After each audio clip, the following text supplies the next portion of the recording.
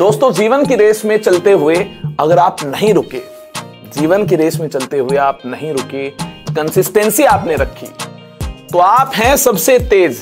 जी हाँ, ये जो गेम है आपकी, ये कंसिस्टेंसी की गेम है।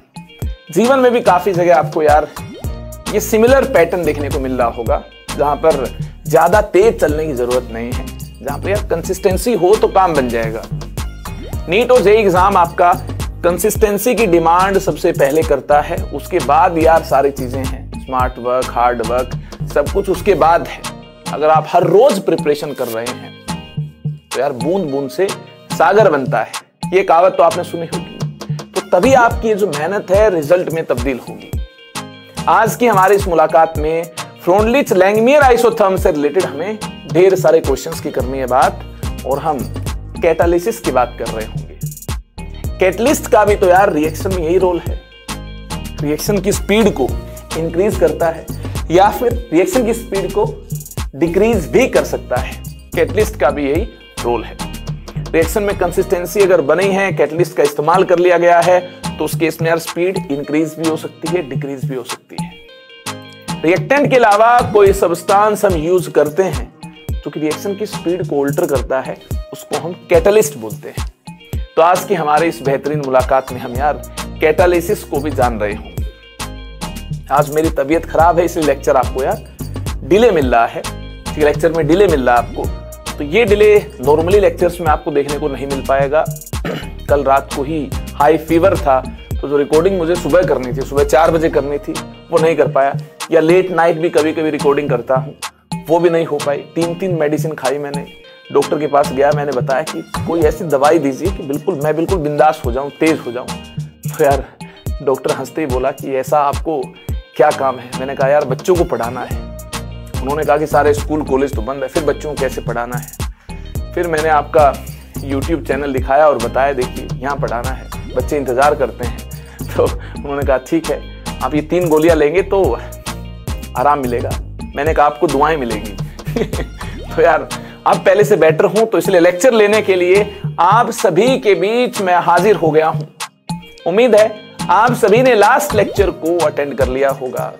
तो आज की हमारी इस प्यारी मुलाकात में मैंने ऑलरेडी आपको बता दिया है, फ्रोनलिच लैंगमियर आइसोथर्म के क्वेश्चंस की प्रैक्टिस करनी है, और धीरे और तेज चलने वाली कहानी के बारे में मैंने आपको बता दिया है। इसमें इंपॉर्टेंट रोल प्ले कर रहा होगा रिएक्शन के दौरान कैटालिस्ट। हमारे जीवन में हम कैटालिस्ट खुद बन सकते हैं।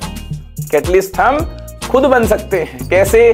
कंसिस्टेंसी को लाते हुए हम कैटलिस्ट बन सकते हैं। या धीरे चलते हुए भी हम तेज हो जाएंगे अगर हम कंसिस्टेंट हैं, अगर हम नहीं रुके। तो ये सबक आपको भी लेना और मुझे भी लेना है। मैंने तो ये सबक ले लिया है। या तो आज लेक्चर होता नहीं, ठीक है, या फिर लेक्चर देरी से मिलता। तो मुझे लगा यार कंसिस्टेंसी की अपनी एक अलग वैल्यू है, उसे यार मेंटेन रखना है, और आपको जो प्रॉमिस किया है उसको टूटने नहीं देना है। तो इसलिए लेक्चर आपको थोड़ा सा लेट मिल रहा है, उसके लिए माफी चाहूंगा। और यार हेल्थ इश्यू के आगे तो मतलब किसी की नहीं चलती, आपकी भी नहीं चलती, मेरी भी नहीं चलती। तो उसके लिए मुझे लगता है आप मुझे माफ कर ही देंगे। और 11th के स्टूडेंट्स को भी एक मैसेज है कि आपको यार 11th का लेक्चर भी देरी से मिल रहा होगा, क्योंकि अभी बजे हैं 4, ठीक है। तो ऑब्वियस सी बात है, इस लेक्चर को शूट करने में मुझे वक्त लगेगा, तो उसके बाद फिर पीपीटी एंड थोड़ा रेस्ट भी करना है, दोपहर वाली मेडिसिन भी लेनी है, ठीक है, ताकि रेस्ट करने के बाद मैं और ज़्यादा अच्छा फील कर पाऊँ और ज़्यादा एनर्जी से लेक्चर आपको डिलीवर कर पाऊँ। तो वक्त लगेगा, लेकिन लेक्चर मिल जाएगा। 9-10 बजे तक आपको इवनिंग वाला लेक्चर भी मिल जाएगा, ठीक है ना यार। मैं अपने वादे को नहीं तोड़ूंगा, आप भी अपने वादे को नहीं ब्रेक करेंगे। आपने जो अपने आप से वादा किया, अपने पेरेंट्स से वादा किया है, उसको यार ब्रेक नहीं होने देना है। और कंसिस्टेंसी अपनी पढ़ाई में रखनी है यार।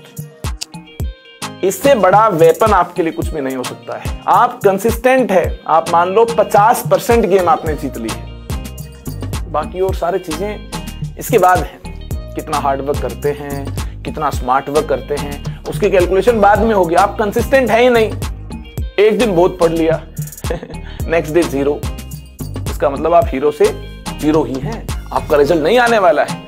लेकिन आप हर रोज 4-5 घंटे पढ़ रहे हैं और इंप्रूवमेंट के बारे में सोच रहे हैं, फिर आपका रिजल्ट आ जाएगा। ठीक है, चलिए इन्हीं प्यारी सी बातों के साथ आप सभी का हार्दिक स्वागत, अभिनंदन है हमारे प्यारे से चैनल पर, जहां हम सबसे पहले लास्ट सेशन में दिए गए होमवर्क को फिनिश करना पसंद करेंगे। याद होगा आपको फ्रोनलिच आइसोथर्म के बारे में, आपको याद होगा, क्या याद है? अरे क्या याद है बोलो। आपको यार याद होगा x/m जो है in general k into P raise to power 1/n है। जो x/m है ये क्या है? k into P raise to power 1/n है। 1/n की वैल्यू लाई करती है 0-1 के बीच में, ठीक है, कहानी क्लियर है। और जो मोस्ट प्रोबेबल वैल्यू है, मोस्ट प्रोबेबल वैल्यू है, इनफैक्ट वैल्यूज हैं, ये 0.1 to 0.5 मिलती है। ये कहानी आपको क्लियर है।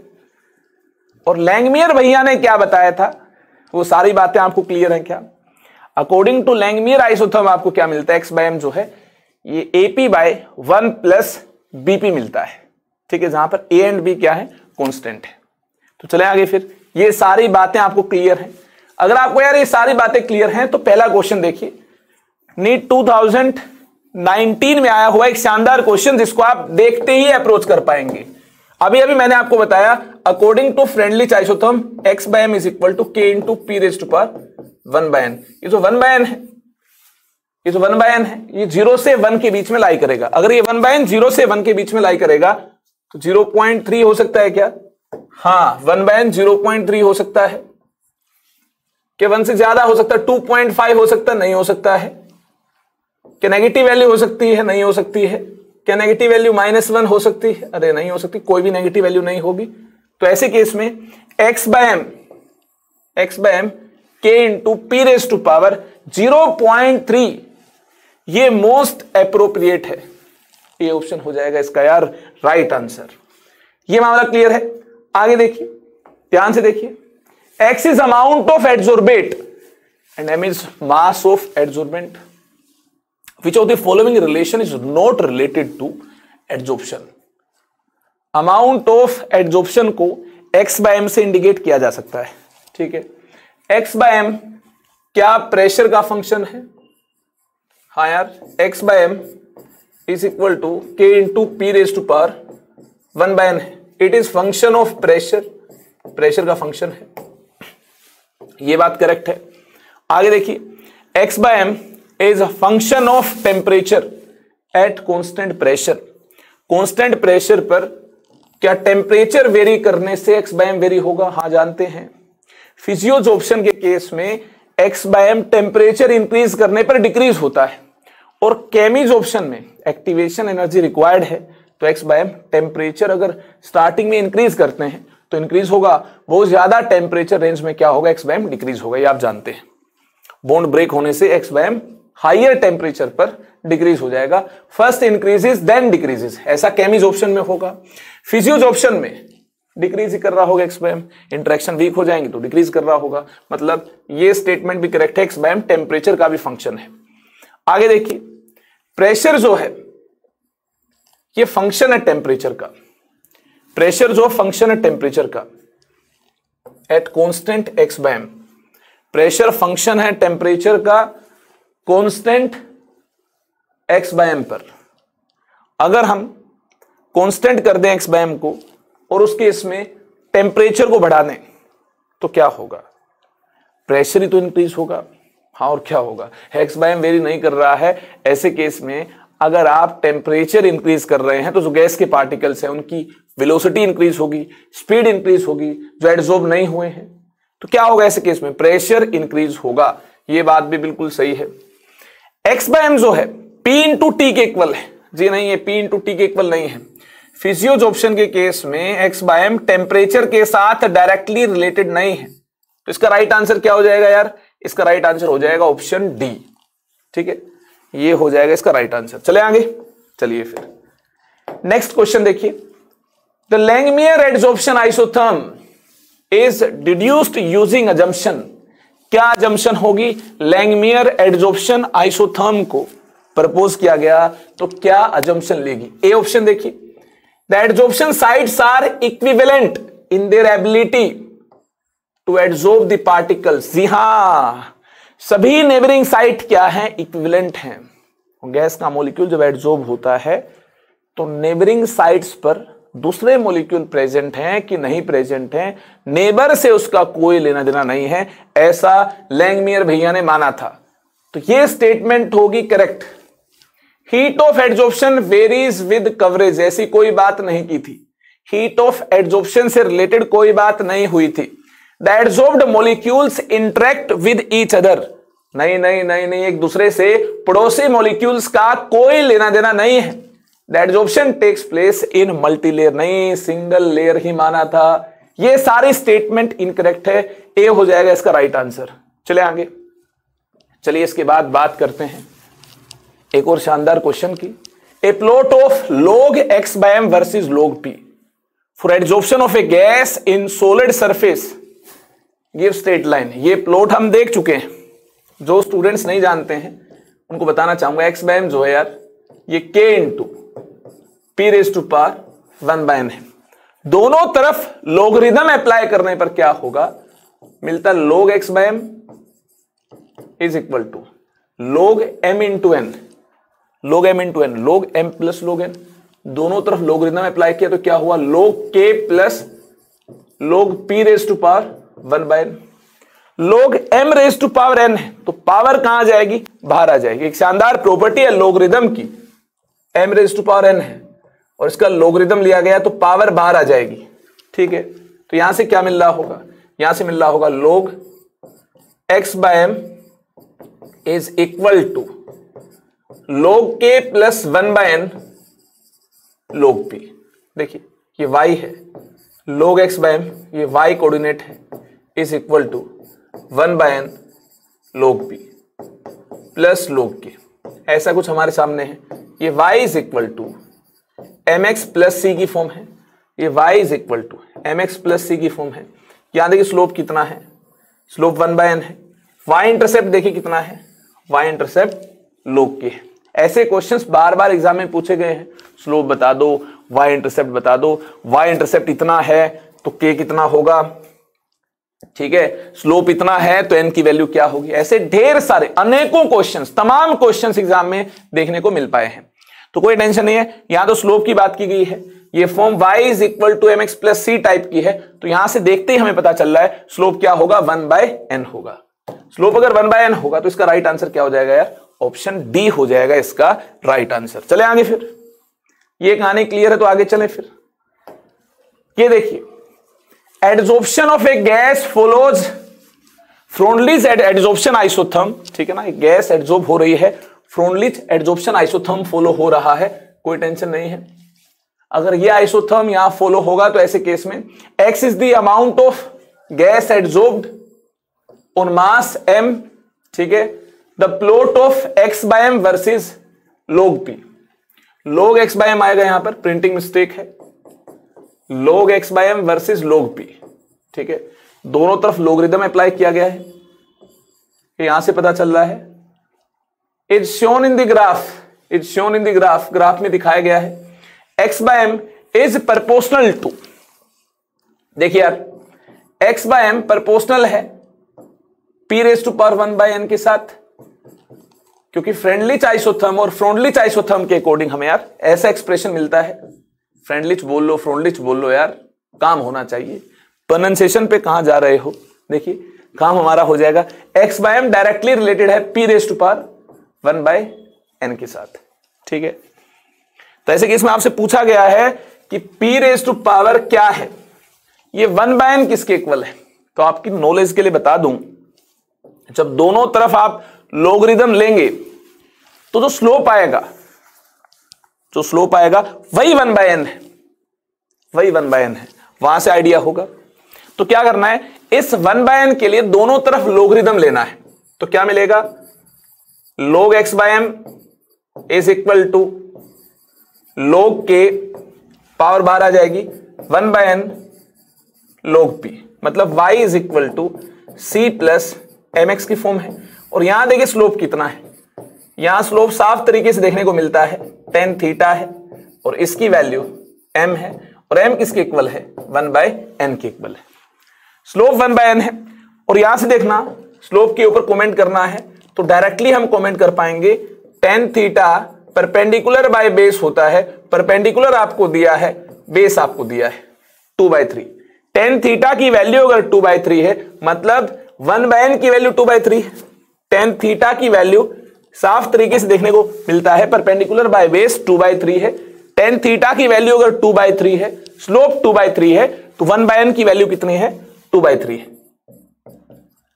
अगर 1/n की वैल्यू 2/3 है तो यहां देखना 2/3 लिखने पर क्या मिलता है? k into P raise to power 2/3। अगर प्रोपोर्शनैलिटी को यहां पर देखना इंट्रोड्यूस किया जाए तो x/m is directly related to p raise to power 1/n, और 1/n की वैल्यू 2/3 है तो p raise to power 2/3। x/m is directly related to p raise to power 2/3, यानी यार ए ऑप्शन हो जाएगा इसका राइट आंसर।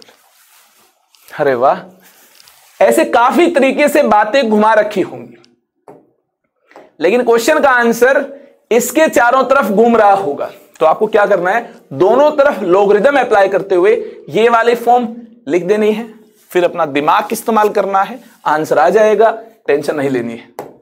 वैसे भी टेंशन लेने से क्या होगा?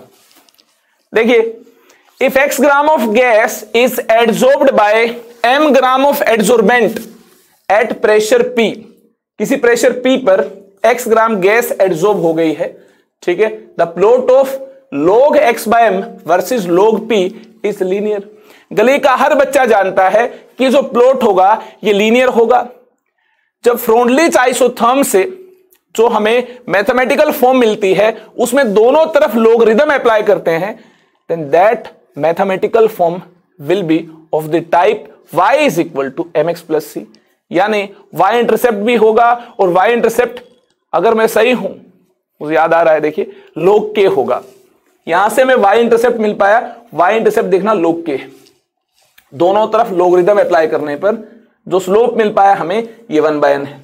ये तमाम बातें मेरे दिमाग में, the slope of the plot is 1/n, देखते ही हो गया। अरे वाह, डायरेक्ट क्वेश्चन आए हैं मेंस में, बिल्कुल मेंस के जो ऑनलाइन पेपर्स हुए हैं उनमें काफी बार इस बात का इस्तेमाल किया गया है। आगे देख लो, ये क्वेश्चन 2018 में आया था, और ये क्वेश्चन देखना 2017 में आया है।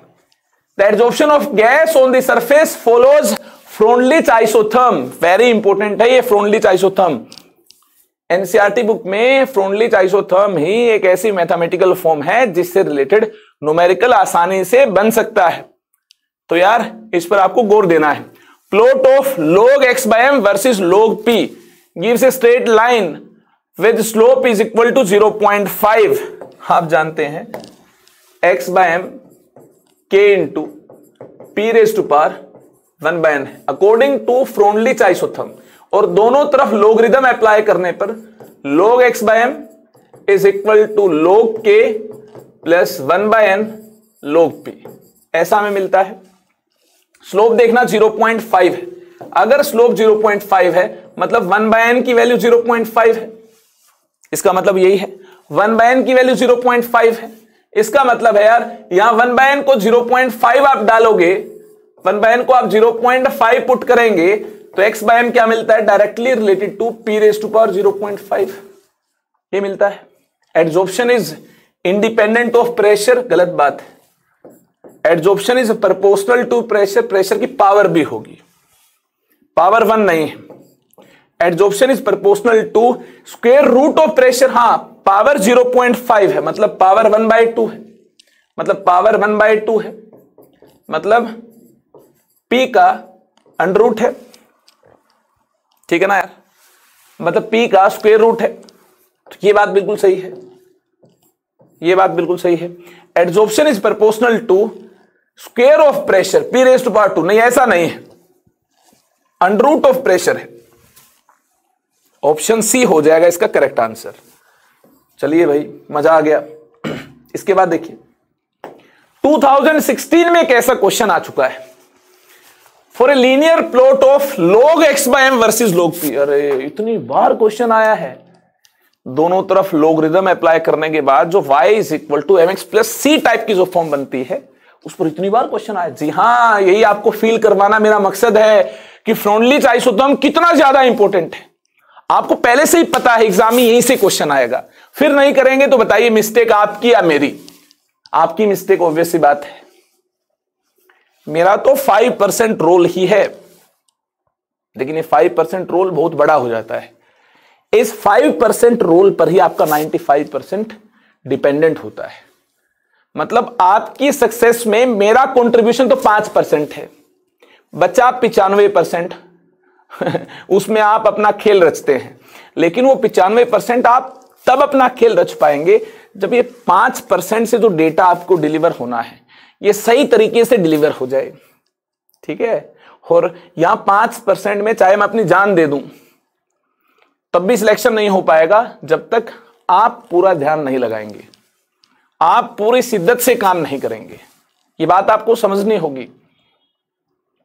आपकी प्रिपरेशन के दो पहलू हैं, एक हम हैं और दूसरा आप हैं।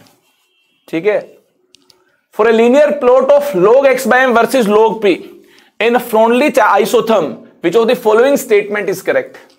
For a linear plot of log x by m versus log p in a Freundlich isotherm which of the following statement is correct? कौन सी स्टेटमेंट करेक्ट होगी? Only 1 by n appears as the slope. हाँ, 1 by n slope की तरह appear होगा, बिल्कुल सही बात है। log 1 by n appears as the intercept, गलत बात है। log के इंटरसेप्ट मिलता है, मुझे तो याद हो गया है, मैंने तो इसको याद कर लिया है। log x by m is equal to 1 by n log p plus log k। ये y is equal to mx plus c type है। स्लोप इस केस में 1 by n है, y इंटरसेप्ट इस केस में देख लो log k। मैंने तो रट लिया है। Both k and 1 by n appear in the slope term, both k and 1 by n appear in the slope term. नहीं, स्लोप वाली टर्म में तो 1 by n ही आएगा। 1 by m appears as the intercept, नहीं 1 by n तो क्या है? Slope है। तो आंसर क्या हो जाएगा इसका? 1 by n appears in the slope term.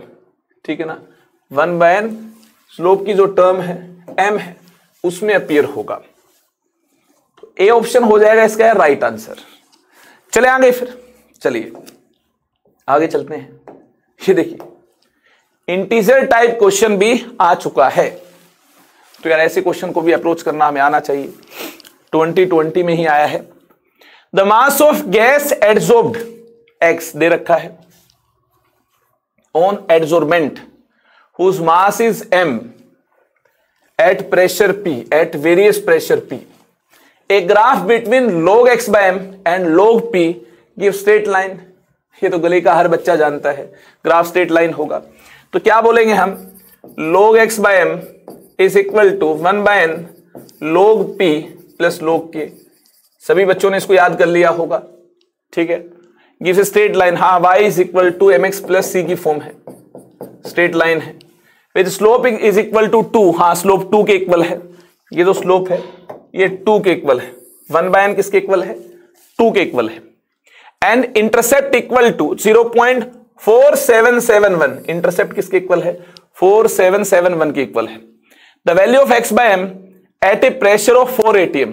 4 atm पर x by m की वैल्यू क्या होगी? इसके लिए क्या करना है देखना, x by m is equal to k into p raise to power 1 by n, इसको अप्लाई करना है।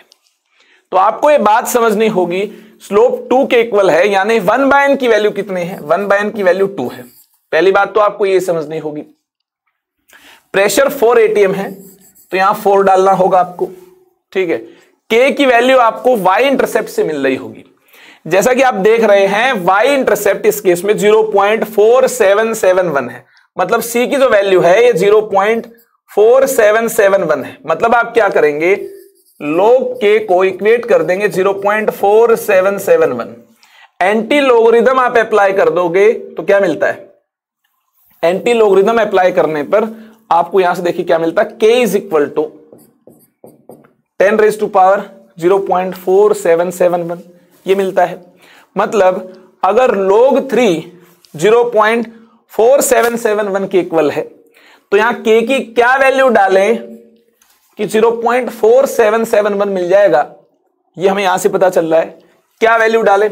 या तो एंटी लोगरिथम ले लें, या फिर यहां से आपको हिंट मिल जाएगा या क्या वैल्यू डाले लोग के अंदर ताकि ये मिल जाए, क्या वैल्यू डाले, 3 डाले। इसका मतलब k किसके इक्वल है, एंटी लोगरिथम लेने की भी जरूरत नहीं, इसका मतलब क्या, k किसके इक्वल है, 3 के इक्वल है। याद देखना k की वैल्यू हम डाल दें 3, क्या मिलता है, x/m क्या मिलता है, 3 × 4⁻², मतलब हमें 16 × 3 48 मिलता है, कौन, x/m। तो इसका फाइनल आंसर क्या होगा, x/m = 48। था ना बिल्कुल मस्त क्वेश्चन।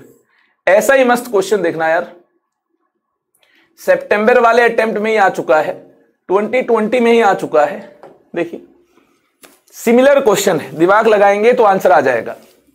वीडियो को पॉज करें,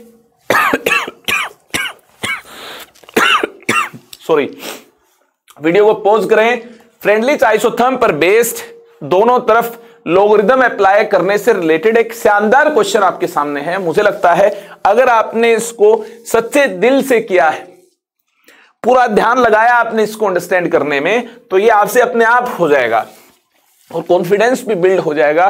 क्या इस टाइप के क्वेश्चन एग्जाम में आएंगे तो हमारा दिमाग लग रहा है, हमारी मेहनत रंग लाएगी।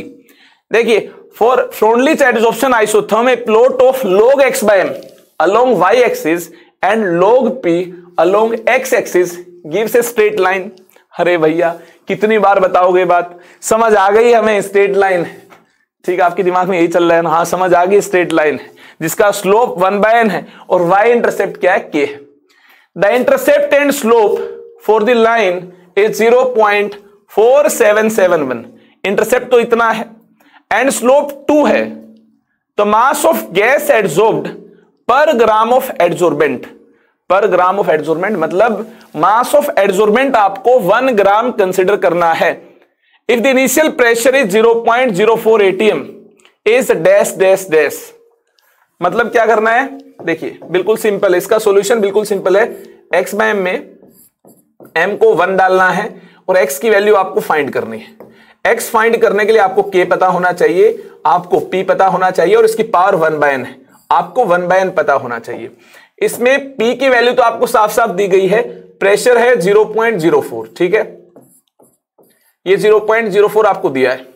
अब सोचना है आपको k कितना होगा, आपको सोचना है 1/n कितना होगा, ठीक है। इसके लिए दोनों तरफ लोगरिथम लेने के बाद जो फॉर्म बनती है उस पर गौर फरमाना होगा। दोनों तरफ लोगरिथम लेने के बाद यार ये वाली फॉर्म बनती है, ठीक है। y = mx + c से कंपेयर करने पर आपको पता चल पाएगा स्लोप 1/n है और स्लोप इसका दिया गया है 2 है, मतलब 1/n की वैल्यू कितनी है, 1/n की वैल्यू 2 है, ये पता चल गया 1/n की वैल्यू 2 है। अब देखना जरा, इसका जो y इंटरसेप्ट है ये 0.4771 है।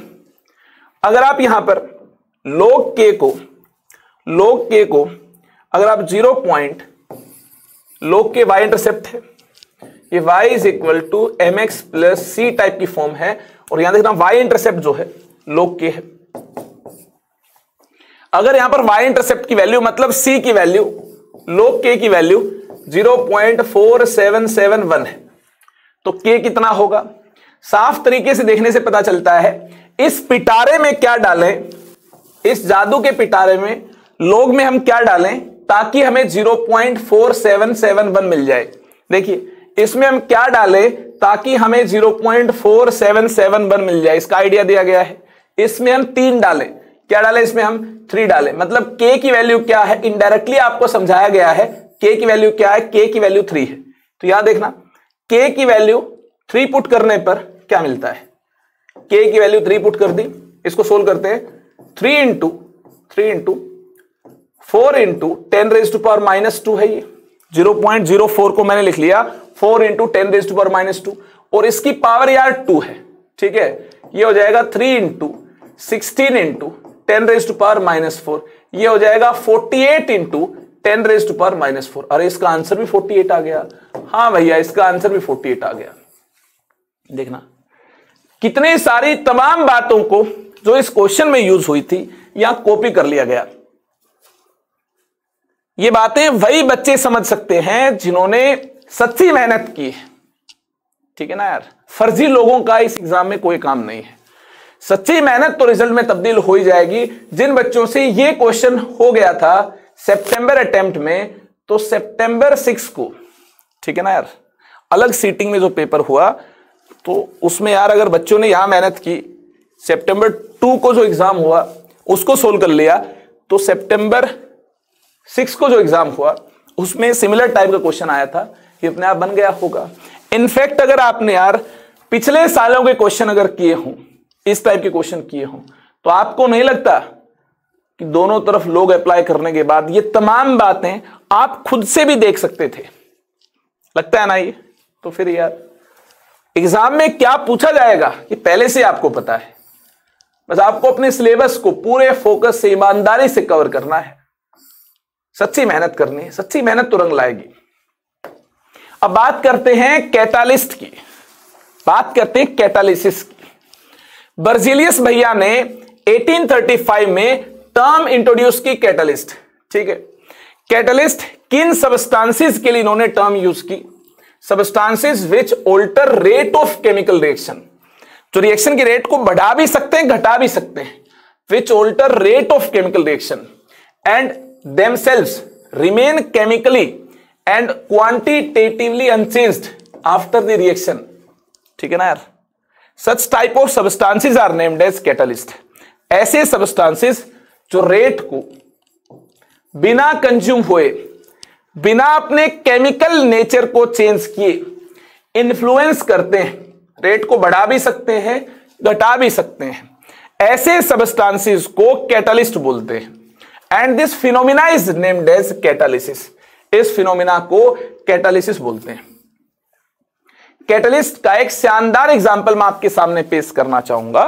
कैटलिस्ट का शानदार एग्जांपल यह है, पोटासियम क्लोरेट को जब हम हीट करते हैं बिना कैटलिस्ट की प्रेजेंस में, KClO3, पोटासियम क्लोरेट का मतलब क्या है? KClO3। KClO3 को हीट करते हैं बिना कैटलिस्ट की प्रेजेंस में, तो यार हाई टेम्परेचर कंडीशन रिक्वायर्ड होती है। 653 टू 683 केल्विन टेम्परेचर होना चाहिए, तब जाकर इट गिव्स O2 गैस। इस प्रकार से हाई टेम्परेचर कंडीशन रिक्वायर्ड होती है। KClO3 को हीट करोगे तो यहां पर देखिए यार हाई टेम्परेचर कंडीशन रिक्वायर्ड होती है। ऐसे केस में KCl बनता है, O2 गैस इवोल्व होती है। लेकिन अगर MnO2 को यूज कर लिया जाए, MnO2 कैटलिस्ट को यूज कर लिया जाए, तो गर्म तो अब भी करना होगा, हीट तो अब भी करना होगा, लेकिन हाई टेम्परेचर कंडीशन रिक्वायर्ड नहीं, इससे कम टेम्परेचर पर ही काम चल जाएगा। ऐसे केस में आसानी के साथ O2 गैस इवोल्व हो पाएगी। When MnO2 is used, then this reaction occurs at lower temperature। हाँ, ये रिएक्शन लोअर टेम्परेचर पर ही हो जाएगी। इस पॉइंट को आप नोट कर लो। तो आपके दिमाग में होगा यार कैटलिस्ट आखिरकार ऐसा क्या करता है ताकि लोअर टेम्परेचर पर रिएक्शन हो जाएगी। देखिए कैटलिस्ट दो टाइप के होते हैं, आपको समझना होगा। कैटलिस्ट जो हैं ये दो टाइप के, positive catalyst, negative catalyst. Catalyst दो टाइप के। Positive catalyst increases the rate of reaction, increases the rate of reaction by decreasing activation energy. Activation energy को डिक्रीज करते हुए रिएक्शन की रेट को बढ़ाते हैं। पॉजिटिव कैटलिस्ट है तो रेट को बढ़ाएगा ये। Negative catalyst decreases the rate of reaction. Negative catalyst rate of reaction को घटा देता है, decreases the rate of reaction, decreases the rate of reaction by increasing activation energy. ये एक्टिवेशन एनर्जी क्या है, बार बार हमने इस्तेमाल की है यार, ये एनर्जी बैरियर है। जो एक्टिवेटेड कॉम्प्लेक्स बनता है वहां तक हमें रिएक्टेंट की एनर्जी को इंक्रीज करना है, तब जाकर रिएक्शन हो पाती है। ज्यादा डिटेल में केमिकल काइनेटिक्स में हम इसको अंडरस्टैंड कर रहे होंगे। तो नेगेटिव कैटलिस्ट यूज करोगे तो एक्टिवेशन एनर्जी बढ़ जाएगी, ऐसे केस में रिएक्शन की रेट कम हो जाएगी। अब इसको एनर्जी प्रोफाइल से भी अंडरस्टैंड किया जा सकता है। बखूबी इसको अगर हम अंडरस्टैंड करना चाहें तो एनर्जी प्रोफाइल से इसको शानदार अंदाज में अंडरस्टैंड किया जा सकता है। एनर्जी वर्सेस रिएक्शन कोऑर्डिनेट्स की हम बात करें, रिएक्शन प्रोग्रेस की हम बात करें तो क्या होगा? अगर कोई अनकैटालाइज्ड रिएक्शन ऐसे एनर्जी डायग्राम को इंडिकेट करती है, अनकैटालाइज्ड रिएक्शन है। अब ध्यान से सुनना मेरी बात, यहां से लेकर जो यहां तक की एनर्जी होगी, कहां से लेकर? यहां से लेकर जो यहां तक की एनर्जी होगी, इसे बोला जाएगा एनर्जी बैरियर और एक्टिवेशन एनर्जी। इस बैरियर के कोरस्पोंडिंग जो एनर्जी है, यहां से लेकर यहां तक की जो एनर्जी है, इसे यार एक्टिवेशन एनर्जी बोलते हैं। This is called activation energy E. जब हम पॉजिटिव कैटलिस्ट का इस्तेमाल करते हैं तो होगा क्या? पॉजिटिव कैटलिस्ट का इस्तेमाल करते हैं तो ये एनर्जी कम हो जाएगी। कम हो जाएगी कैसे? इस प्रकार से कम हो जाएगी। ठीक है, ये जो ग्राफ था, एनर्जी प्रोफाइल डायग्राम था, ये किसी अनकैटालाइज्ड रिएक्शन का था, अनकैटालाइज्ड रिएक्शन का था। और ये देखिए कैटालाइज्ड विद पॉजिटिव कैटलिस्ट। ये इसको पॉजिटिव कैटलिस्ट ने कैटालाइज कर दिया है, मतलब ए को घटा दिया है, ए को डिक्रीज कर दिया है, ए को डिक्रीज कर दिया है। अब हम बात करेंगे अगर नेगेटिव कैटलिस्ट यूज करेंगे तो उसका क्या इंपैक्ट यहां पर पड़ रहा होगा। नेगेटिव कैटलिस्ट यूज करेंगे तो देखना यार, एक्टिवेशन एनर्जी बढ़ रही होगी। अब देख लो, अब एक्टिवेशन एनर्जी ज्यादा हो जाएगी। यहां से लेकर यहां तक की एनर्जी को अगर आप एनालाइज करें तो एक्टिवेशन एनर्जी बढ़ गई है, ये एक्टिवेशन एनर्जी ज्यादा मिल रही होगी। ये ग्राफ किसके लिए है? जब रिएक्शन को कैटालाइज किया गया है, catalysed with negative catalyst, reaction is catalysed with negative catalyst. ठीक है, ऐसे केस में रेट क्या हो जाएगी? कम हो जाएगी। जब पॉजिटिव कैटलिस्ट से कैटलाइज किया जाएगा, जब बैरियर की एनर्जी कम होगी तो यार रिएक्टेंट मॉलिक्यूल जल्दी एक्टिवेटेड कॉम्प्लेक्स बना पाएंगे। ठीक है ना, एनर्जी रिक्वायरमेंट जो है ये कम है, जल्दी एक्टिवेटेड कॉम्प्लेक्स बना पाएंगे और रिएक्शन की रेट क्या हो जाएगी? ज्यादा हो जाएगी। एक्टिवेटेड कॉम्प्लेक्स बनने का मतलब होता है जहां पर पुराने बॉन्ड टूट रहे हों और नए बॉन्ड बन रहे हों। ऐसी अनस्टेबल स्टेट को क्या बोलेंगे? एक्टिवेटेड कॉम्प्लेक्स बोलेंगे। और एक्टिवेटेड कॉम्प्लेक्स यार यहां बन रहा होगा, एक्टिवेटेड कॉम्प्लेक्स यहां इस पीक के कोरस्पोंडिंग बन रहा होगा।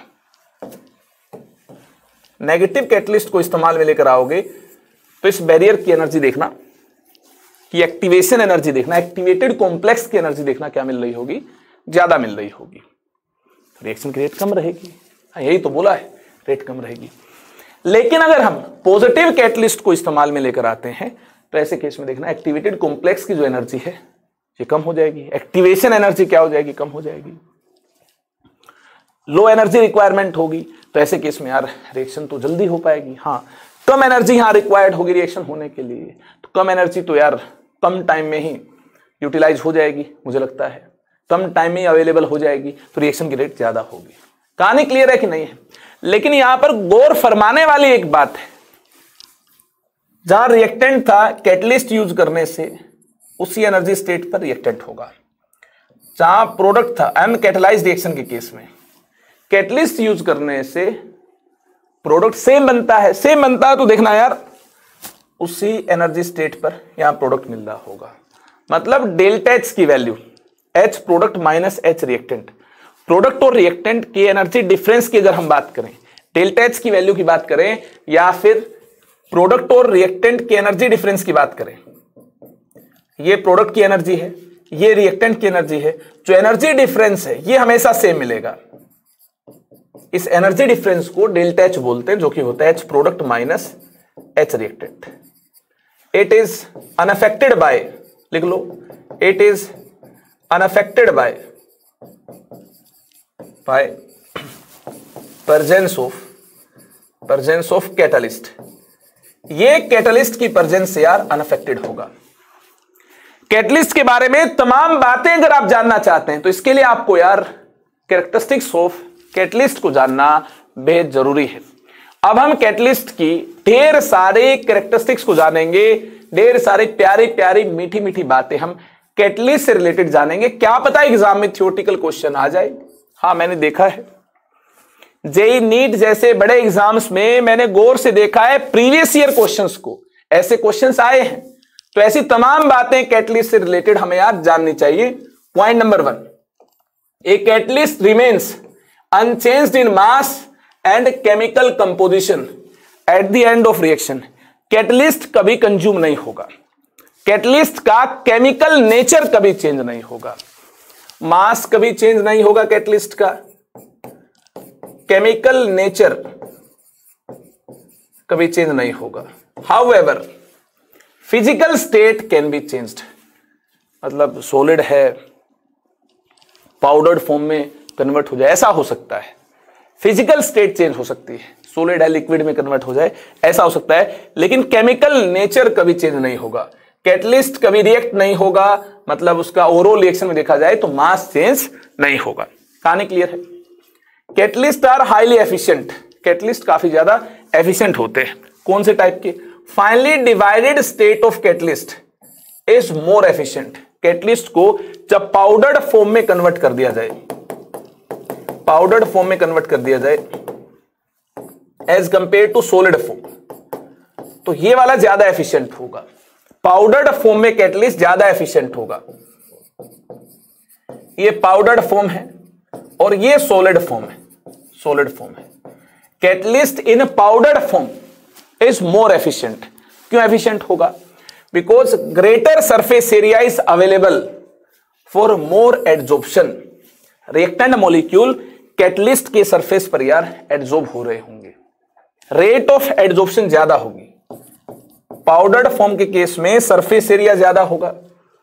पाउडर्ड फॉर्म के केस में क्या खास बातें हैं? सरफेस एरिया ज्यादा होगा। हाँ, सरफेस एरिया ज्यादा होगा, बिल्कुल सही बात है। एड्जॉर्प्शन की रेट ज्यादा होगी, इससे एड्जॉर्प्शन ज्यादा होगा, एड्जॉर्प्शन ज्यादा होगा, इससे यार रेट ज्यादा हो जाएगी, रेट ऑफ रिएक्शन ज्यादा हो जाएगी। रिएक्टेंट मॉलिक्यूल यार कैटलिस्ट के सरफेस पर एड्जॉर्ब हो जाएंगे, तो इससे जो एक्टिवेटेड कॉम्प्लेक्स बनेगा उसकी एनर्जी कम हो जाएगी, एक्टिवेशन एनर्जी कम हो जाएगी, बैरियर छोटा हो जाएगा, तो रिएक्शन की रेट क्या होगी? ज्यादा होगी। कहानी क्लियर है कि नहीं है? आगे देखिए, ऐसा कहीं देखने को मिले, क्या कैटलिस्ट रिएक्शन को इनिशिएट कर सकता है? Very important point. Catalyst can not initiate the reaction. Non feasible chemical reactions can not be catalysed by catalyst. ठीक है ना, एनी कैटलिस्ट। तो रिएक्शन फिजिबल ही नहीं है, कैटलिस्ट उन रिएक्शन को यार कैटलाइज नहीं कर सकता है, प्रोसीड नहीं करवा सकता है। कैटलिस्ट तो केवल उन्हीं रिएक्शन को प्रोसीड करवा सकता है जो फिजिबल है, हायर टेम्परेचर पर, जिनके लिए ज्यादा हीट चाहिए, ज्यादा एनर्जी चाहिए। एक्टिवेशन एनर्जी को डिक्रीज करते हुए, बैरियर को डिक्रीज करते हुए कैटलिस्ट उन रिएक्शन को माइल्ड कंडीशन के अंदर प्रोसीड करवा सकता है। जो रिएक्शन हो सकती है ज्यादा टेम्परेचर पर, उनको कम टेम्परेचर कंडीशन के लिए सुटेबल बनाते हुए प्रोसीड करवा सकता है। कैटलिस्ट का एक काम है, और ये काम पॉसिबल हो पाएगा बैरियर की एनर्जी को कम करने से, एक्टिवेशन एनर्जी को डिक्रीज करने से। But sometimes activation energy is so large that practically reaction may not start at lower temperature until catalyst is used, until catalyst is used। हाँ, कभी कभार ऐसा होता है कि एक्टिवेशन एनर्जी इतनी ज्यादा होती है कैटलिस्ट के बिना यूज किए रिएक्शन स्टार्ट नहीं हो सकती, हायर टेम्परेचर पर रिएक्शन हो सकती है। तो ऐसे केस में क्या होगा? ऐसे केस में हमें कैटलिस्ट को यूज करना होगा। In that case catalyst is used in order to decrease activation energy.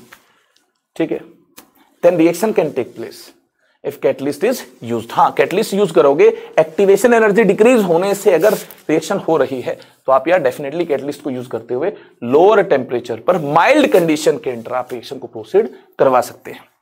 इसका एक एग्जांपल भी है, mixture of hydrogen and oxygen do not react at room temperature. H2 and O2 की बात करें रूम टेम्परेचर पर तो रिएक्शन नहीं होगी, but reaction occurs rapidly in presence of platinum black H2 plus half O2। Platinum की presence में reaction हो जाएगी, शानदार अंदाज में पानी बन रहा होगा, ठीक है, हीट भी इवॉल्व होगी, एक्सोथर्मिक रिएक्शन है।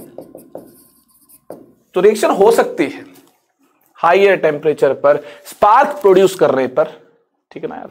उन रिएक्शंस को कैटलिस्ट माइल्ड कंडीशन के अंडर यार प्रोसीड करवा सकता है, एनर्जी बैरियर को घटाते हुए, एक्टिवेशन एनर्जी को डिक्रीज करते हुए। इसलिए प्लेटिनम यूज करने पर रिएक्शन हो जाएगी, माइल्ड कंडीशन में रिएक्शन हो जाएगी, रूम टेम्परेचर पर रिएक्शन पॉसिबल हो पाएगी।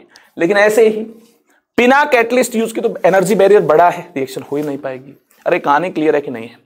तो ये रिएक्शन फिजिबल थी कि नहीं थी? हाँ फिजिबल थी, हाईयर टेम्परेचर पर फिजिबल थी। कैटलिस्ट यूज करने से क्या हो जाएगा, ऐसी फिजिबल रिएक्शन के लिए माइल्ड कंडीशन रिक्वायर्ड हो जाएगी, बैरियर छोटा हो जाएगा, एक्टिवेशन एनर्जी डिक्रीज हो जाएगी, मस्ती के साथ रिएक्टेंट मॉलिक्यूल्स रूम टेम्परेचर पर रिएक्ट हो पाएंगे। इसके बाद देखिए यार, catalyst are highly specific in nature. Highly specific का मतलब है a substance that act as catalyst for a particular reaction fails to catalyze the other reaction. हाँ, एक सब्सटेंस जो एक पर्टिकुलर रिएक्शन को कैटलाइज कर रहा हो सकता है वह सब्सटेंस किसी दूसरी रिएक्शन को कैटलाइज करने में फेल हो जाए। जैसे एक बहुत बड़ी कंपनी होती है, उसकी हायरार्की को समझते हैं, सर्वेंट होता है, एचआर होते हैं, उसमें मार्केटिंग के लिए काफी सारे लोग होते हैं, तो आपस में एक दूसरे का काम नहीं कर सकते हैं। अब सर्वेंट का काम मार्केटिंग पर्सन क्यों करेगा, और मार्केटिंग वाले का काम सर्वेंट कर सकता है क्या? नहीं करेगा। तो ऐसे ही एक पर्टिकुलर रिएक्शन में एक कैटलिस्ट अगर इस्तेमाल में लाया गया है उन सुटेबल रिएक्टेंट्स के लिए, रिएक्शन को कैटलाइज करने के लिए, वह कैटलिस्ट दूसरी रिएक्शन को कैटलाइज करने में फेल हो जाएगा। इसीलिए तो तमाम अलग अलग प्रोसेसेस में, चाहे कॉन्टेक्ट प्रोसेस की बात कर लो, हेवर्स प्रोसेस की बात कर लो, ओसवाल्ड प्रोसेस की बात कर लो, डीकन्स प्रोसेस की बात कर लो, अगर आपको इन प्रोसेसेस के बारे में नहीं पता है तो मैं आगे चलकर आपको बता दूंगा। इन सभी के जो कैटलिस्ट होते हैं ये अलग होते हैं, ठीक है, कहानी क्लियर है? तो कैटलिस्ट यार हाईली स्पेसिफिक होते हैं, बड़े स्टाइलिश होते हैं कैटलिस्ट, ठीक है ना, चूजी होते हैं कि हमें तो इन रिएक्टेंट्स की एक्टिवेशन एनर्जी को घटाना है, बढ़ाना है, ठीक है, दूसरी रिएक्शन में कुछ नहीं करना है। समझ रहे हैं कि नहीं समझ रहे हैं? नहीं समझ पा रहे हैं तो समझ जाएंगे। आगे देखिए, catalyst can not change equilibrium state. Catalyst जो है वो यार इक्विलिब्रियम कांस्टेंट को चेंज नहीं करता है। Equilibrium constant is unaffected bye catalyst, ये अनअफेक्टेड होगा, ठीक है ना, इस बात को आप अपने दिमाग में डाल लो, इक्विलिब्रियम कांस्टेंट अनअफेक्टेड होगा। But catalyst helps in attainment of equilibrium quickly. Positive catalyst जो है इक्विलिब्रियम को क्विकली अटेन करने में हमारी मदद करता है। कैसे मदद करता है आपको बता दूं, फॉरवर्ड और बैकवर्ड डायरेक्शन में रेट को बढ़ा देता है। ध्यान से सुनना, इक्विलिब्रियम का मतलब है rate of forward, rate of backward, ये इक्वल है। रिएक्टेंट प्रोडक्ट में तब्दील हो रहा है और साइमल्टेनियसली प्रोडक्ट रिएक्टेंट में तब्दील हो रहा है, ठीक है, ये रेट ऑफ फॉरवर्ड रिएक्शन है, ये रेट ऑफ बैकवर्ड रिएक्शन है। आर फॉरवर्ड आर बैकवर्ड के इक्वल है। इस स्टेट को इक्विलिब्रियम स्टेट बोलते हैं। This state is called equilibrium state. बात समझ आई कि नहीं समझ आई आपको? इसके लिए अगर कंसंट्रेशन वर्सेस टाइम ग्राफ हम बनाए, ध्यान से सुनना मेरी बात, कंसंट्रेशन वर्सेस टाइम ग्राफ हम प्लॉट करें तो यार टाइम के साथ प्रोडक्ट की कंसंट्रेशन इंक्रीज होगी और रिएक्टेंट की डिक्रीज होगी। मान लेते हैं यहां पर दोनों की कंसंट्रेशन कांस्टेंट हो गई है, ये चेंज नहीं हो रही है, इक्वल तो हो ही गई है, मान लेते हैं इक्वल तो हो ही गई है, वैसे जरूरी नहीं कि हर बार इक्वल हो, मान लेते हैं ये इक्वल तो हो ही गई है लेकिन ये चेंज नहीं हो रही है। इसका क्या मतलब है? इसका मतलब है अगर x मोल्स इधर जाएंगे तो इधर वापिस से सेम टाइम में x मोल आएंगे। इक्विलिब्रियम तो डायनेमिक होता है, इक्विलिब्रियम अटेन होने पर प्रोसेस रुकती तो है नहीं, जितने मोल रिएक्टेंट के प्रोडक्ट में तब्दील हो रहे होंगे उतने ही टाइम में, सेम टाइम में प्रोडक्ट के भी नंबर ऑफ मोल्स वापिस से रिएक्टेंट में तब्दील हो रहे होंगे, रिएक्शन रुकेगी नहीं। मतलब कंसंट्रेशन क्या हो गई है? कंसंट्रेशन कांस्टेंट हो गई है। जब ये कंसंट्रेशन रिएक्शन में कांस्टेंट प्रतीत हो रही हो, इसका मतलब यार rate of forward direction, rate of backward direction क्या हो गई है? सेम हो गई है। Rate of reaction in forward direction, rate of reaction in backward direction क्या हो गई है? सेम हो गई है। मतलब यहां पर इक्विलिब्रियम अटेन हो गया है, बोल सकते हैं। मतलब यहां पर इक्विलिब्रियम अटेन हो गया है। ये बात क्लियर है कि नहीं है? 11th क्लास में आई होप इक्विलिब्रियम चैप्टर में आपने इतना तो अंडरस्टैंड किया होगा। यहां पर मतलब कंसंट्रेशन कांस्टेंट हो गई है, तो ऐसा नहीं कि प्रोसेस रुक गई है, ऐसा नहीं है। प्रोसेस तो हो रही है, दोनों डायरेक्शन में जो प्रोसेसेस इन्वॉल्व हैं, इन दोनों की रेट क्या हो गई? सेम हो गई, जिस वजह से हमें ऐसा प्रतीत होता है कि प्रोसेस रुक गई है। एक्चुअल केस में तो प्रोसेस हो रही है। ये अनकैटलाइज्ड रिएक्शन का ग्राफ हमने प्लॉट कर दिया है। अगर हम इसको कैटलाइज कर दें तो होगा क्या? कैटलाइज कर दें तो जल्दी से कंज्यूम होगा, ये जल्दी से बनेगा। पॉजिटिव कैटलिस्ट अगर इस्तेमाल में लेकर आएंगे तो जल्दी से कंज्यूम होगा, जल्दी से क्या होगा? फॉर्म होगा, बनेगा। तो ऐसे केस में कम टाइम में ही ऐसी स्टेट आ जाएगी। ऐसे केस में कम टाइम में ही ऐसी स्टेट आ जाएगी। देखना, पॉजिटिव कैटलिस्ट को इस्तेमाल में लाते हैं, दोनों डायरेक्शन में रेट को बढ़ाता है पॉजिटिव कैटलिस्ट, तो कम टाइम में, लेसर टाइम में, टी कम हो गया, लेसर टाइम में ये अटेन हो गया, इक्विलिब्रियम अटेन हो गया। आर फॉरवर्ड आर बैकवर्ड के इक्वल हो गई है। दोनों डायरेक्शन में जो रेट हैं ये कम टाइम में इक्वल हो गई है।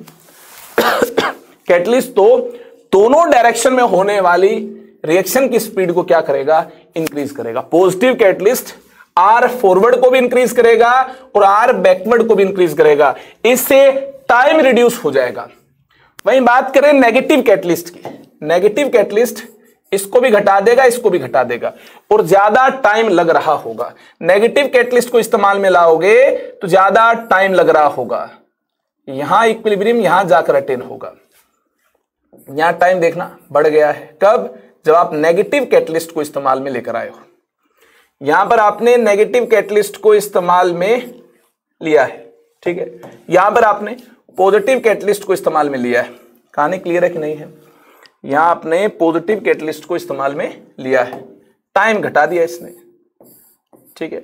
ये पॉजिटिव कैटलिस्ट है, लेकिन इक्विलिब्रियम कांस्टेंट की वैल्यू सेम मिल रही होगी। सेम क्यों मिल रही होगी? इक्विलिब्रियम कांस्टेंट क्या होता है? इक्विलिब्रियम कांस्टेंट होता है फॉरवर्ड डायरेक्शन में rate constant by backward direction में रेट कांस्टेंट। जब पॉजिटिव कैटलिस्ट यूज करते हैं तो ये भी इंक्रीज हो गया, ये भी इंक्रीज हो गया। नेगेटिव कैटलिस्ट यूज करते हैं, ये डिक्रीज हो गया, ये डिक्रीज हो गया। ये जो रेशियो है ये कांस्टेंट होगा, ठीक है ना। ये जो कैटलिस्ट है इक्विलिब्रियम को क्विकली और लेटर अटेन करने में हमारी मदद कर रहा होगा, जल्दी और देरी से अटेन करने में हमारी मदद कर रहा होगा, ठीक है ना यार। टाइम या तो घट जाएगा इक्विलिब्रियम अटेन होने का, या टाइम बढ़ जाएगा, लेकिन इक्विलिब्रियम कांस्टेंट पर इसका प्रभाव नहीं पड़ेगा। इसका प्रभाव रेट कांस्टेंट पर पड़ेगा। ये रेट कांस्टेंट है, rate constant of forward step, ये अफेक्टेड होगा। ये क्या है? Rate constant of backward step, rate constant of backward step, इस पर यार कैटलिस्ट का प्रभाव पड़ रहा होगा, लेकिन इसके रेशियो पर, इस पूरे पर, रेशियो पर इसका प्रभाव नहीं पड़ेगा। जिस प्रपोर्शन में ये बढ़ रहा होगा पॉजिटिव कैटलिस्ट को इस्तेमाल में लाने से, सेम प्रपोर्शन में ये भी बढ़ रहा होगा। जिस प्रपोर्शन में कम हो रहा होगा, सेम प्रपोर्शन में ये भी कम हो रहा होगा। आगे देखिए, इसके अलावा इक्विलिब्रियम कांस्टेंट के अलावा और तमाम कौन सी बातें हैं जो कैटलिस्ट को इस्तेमाल में लाने से चेंज नहीं होंगी? Catalyst does not change the enthalpy, delta H को चेंज नहीं करता, पहले देख लिया हमने। Does not change the entropy and free energy of A reaction. ये सभी स्टेट फंक्शन हैं, ये स्टेट पर डिपेंड करते हैं। अगर स्टेट सेम है, सेम स्टेट से आप चले हैं और बाद वाली जो स्टेट है कैटलिस्ट यूज करने से, यूज ना करने से भी सेम मिल रही है। अगर आप हर बार स्टेट 1 से स्टेट 2 तक जा रहे हैं तो स्टेट फंक्शन की जो वैल्यू है ये पाथ पर तो डिपेंड करती नहीं है, ठीक है ना, स्टेट डिपेंडेंट है, ये वैल्यू सेम मिलेगी। अगर ये स्टेट फंक्शन है तो delta H delta G catalysed और अनकैटलाइज्ड रिएक्शन के लिए क्या मिल रहे होंगे, सेम मिल रहे होंगे। ज्यादा डिटेल इनकी हम जानेंगे थर्मोडायनेमिक्स चैप्टर के अंदर। आगे देखिए, इसके बाद देखिए, catalyst are highly active under optimum temperature and optimum pH range. ये एंजाइम कैटालिसिस के केस में ऑप्टिमम टेम्परेचर कितना होगा, ऑप्टिमम पीएच कितनी होगी, ये आपको वहां पर बताया जाएगा। ये आपको ध्यान रखना है। Catalyst are highly active under optimum temperature, optimum pH range. एक पर्टिकुलर कैटलिस्ट ज्यादा अच्छे से एक पर्टिकुलर रेंज में काम कर रहा होगा, टेम्परेचर रेंज में, एक पर्टिकुलर पीएच रेंज में काम कर रहा होगा, और ये रेंज हम एंजाइम कैटलिस्ट की डिफाइन करने वाले हैं। तो इसको हम आगे चलकर देखेंगे, इसके बारे में आपको टेंशन नहीं लेनी है। फिलहाल क्लासिफिकेशन ऑफ कैटलिस्ट की बात करनी है। On the basis of phase, catalyst are classified into two categories, homogeneous catalyst और हेट्रोजीनियस कैटलिस्ट। कैटलिस्ट को फेज के आधार पर, स्टेट के आधार पर, फेज के आधार पर, स्टेट के आधार पर दो कैटेगरी में क्लासिफाई किया गया है, होमोजेनियस, हेट्रोजीनियस। तो देख लो पहले होमोजेनियस कैटलिस्ट कौन से हैं। When catalyst and reactant are in same phase, जब कैटलिस्ट और रिएक्टेंट सेम फेज में है, then process is said to be homogeneous catalysis, ठीक है ना। And such type of catalyst are called homogeneous catalyst। जब कैटलिस्ट की स्टेट और रिएक्टेंट की स्टेट सेम हो, जैसे कैटलिस्ट कोई गैस है और रिएक्टेंट भी गैस है, होमोजेनियस। कैटलिस्ट लिक्विड है, रिएक्टेंट भी लिक्विड है, तो ऐसे केस में होमोजेनियस कैटलिस्ट, हम ऐसे कैटलिस्ट को बोल देंगे। जैसे आपके सामने SO2 O2 के साथ रिएक्ट होगा, ये गैस है, ये गैस है, ध्यान दीजिए, ये गैस है, ये गैस है, और जो कैटलिस्ट यूज्ड है इस केस में देखिए, जो कैटलिस्ट यूज्ड है ये भी गैस है, SO3 बनता है। तो ऐसे केस में ये होमोजेनियस कैटालिसिस है, ध्यान से देख लो, और ऐसा कैटलिस्ट होमोजेनियस कैटलिस्ट है। अरे बिल्कुल सिंपल है ये बात। आगे देखो, एस्टर लिक्विड है, ये एस्टर लिक्विड फॉर्म में दिया है, और कैटलिस्ट भी लिक्विड है, ये कैटालिस्ट है, ये भी लिक्विड है। इससे क्या बनता है, इससे यार हाइड्रोलिसिस से एसिटिक एसिड बनता है। एस्टर की हाइड्रोलिसिस की गई है, एसिटिक एसिड बनता है। ये लिक्विड और ये भी तो लिक्विड फॉर्म में होगा। हाँ, सॉल्यूशन बनेगा, एक्वस फॉर्म में होगा, लिक्विड फॉर्म में होगा। तो ऐसे केस में आप क्या बोल दोगे, ये भी होमोजेनियस कैटालिसिस का एग्जांपल है। लिक्विड सेम फेज में रिएक्टेंट। कहानी क्लियर है कि नहीं।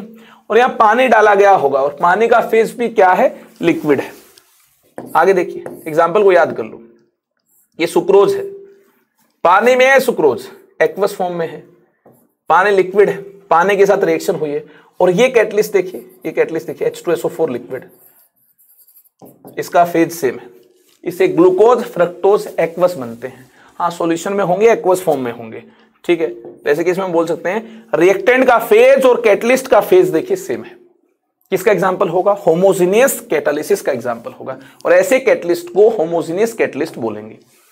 लेकिन ऐसा हो जाए, कैसा हो जाए, when catalyst and reactant are present in different phase, catalyst का फेज और रिएक्टेंट का फेज अलग हो जाए, ऐसे केस में इस टाइप के कैटालिसिस को हेट्रोजीनियस कैटालिसिस बोलेंगे।